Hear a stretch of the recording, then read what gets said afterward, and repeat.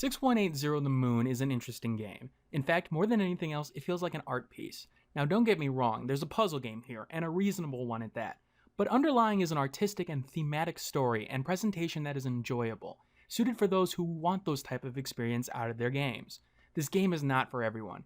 If you don't enjoy art, don't have too much invested in sound and artistic presentation, or generally don't have any patience, you probably aren't the game's target audience. But if you love presentation, this game, which is on sale at the moment for $3.39, as it's 15% off, seems to be worth the cost. It was released on Friday, September 19th, and was an enjoyable experience for me. There's a basic story here. You're the moon, and you're basically trying to find out where the sun went. That's really it. You'll travel your way through the planets that are between the moon and the sun, completing challenges as you try to figure out what happened to the precious sun. The story here is cute. It feels like the kind of story you'd read to kids because of the themes and ideas that it presents. You'll ask the planets what they know, and each of them have their own unique personality, which helps shapes the experience of the game. The story is simple, and it is a backdrop for the presentation of the game, but has good themes and a good overall message when presenting it. The presentation is where 6180 The Moon shines, as the black and white aesthetic, along with the pleasant piano in the background, creates a mood of ease throughout your playthrough, which is funny, as the gameplay at times will get you frustrated, and yet, at least in my experience,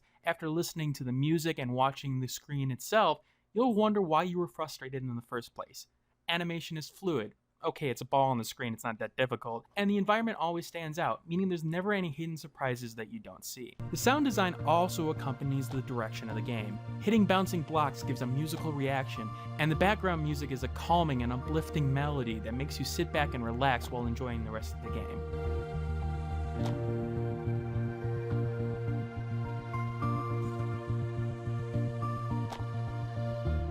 I found myself just enjoying the music at times. I completely forgot that I was playing a game. The gameplay here is simple. You start with really only two abilities, the ability to move side to side and the ability to jump. What's different here is that if you were to jump at the top of the screen, you come out at the bottom of the screen. There are physics in effect here, so you will gain momentum if you keep on falling from the top screen to the bottom screen, or you will lose momentum while you're jumping. It's a key part in the puzzle platforming as you have to time your maneuvers and your jumps over the hazards of the stage. There's really only one way to truly die on a stage, and that's to run into spikes.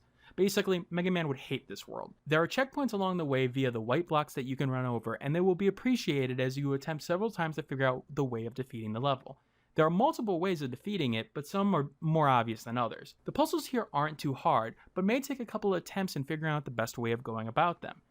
As you go on, you'll be introduced to more gameplay elements such as disappearing platforms and the ability to reverse some of the momentum of your jump. No puzzle type stays too long as the mixing of the puzzles is done well, as no puzzle type overstays its welcome.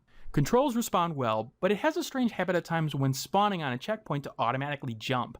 I thought I was doing it at first, but when attempting not to do it, I was surprised that nope, I would just jump every so often. I think it has something to do with when you let go of the jump button and your death state, but I can't confirm that. It's a minor gripe, however, as you respawn immediately at the checkpoint even if your jump somehow made you kill yourself. In the middle of the game, there will be a point where your initial response will be, wait, I just did these levels, they just have been slightly altered. You'll wonder if the game is trying to extend overall gameplay time. Except that when you try it, it feels reasonably different, and it surprisingly fits into the theming and presentation of the game. It actually gave me that oh shit moment as the realization of what the designer and the art director did with this game washed over me at that moment. This alone is a reason to purchase this game, as it made me stop and think about the game and, scary enough, life in general. Any game that can do that, and any game that can only cost $3 to $4 to do that as well, deserves at least a shot for those looking for those kind of experiences. In terms of negatives, the game is short. Granted, you're paying $3 for the game. It took me 2 hours to complete. I wish it was longer, but I can't honestly hold back the game for that point. Once in a blue moon, something strange happened in the game, such as the music and FX sound sliders appearing mid-game without me seemingly doing anything to cause them. The story can get a little too cute at times, but I'm a sucker for those kind of things, but I can see people groaning at it at points. Look, this game isn't for everyone. If you don't like puzzle games, you won't like this game. You're paying for an experience more than anything else, and for $3 to $4, it's well worth the price of admission in my opinion. If you're looking for emotional depth and a game that makes you think, then pick this up. I'll definitely be looking at titles done by Turtle Cream and Pokemon Games in the future. Hey, thanks for watching. If you have a chance, leave some feedback and comments below. If you liked the video, hit that like button. And if you want more content like this, hit that subscribe button. This is Dragnick signing off, hoping that gaming brings as much fun to you as it does for me.